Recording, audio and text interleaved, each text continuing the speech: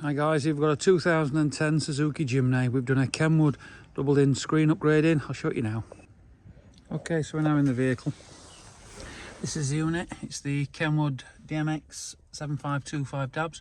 Lovely radio, Bluetooth calls, Bluetooth streaming. It's got wireless, CarPlay, wireless Android Auto. We fitted the USB in the glove box down here, so we can actually connect the phone in there if needed. Utilising the existing aerial, so we're using a DAB splitter with this aerial. Gives us the best possible DAB reception. Fantastic looking unit, works really well.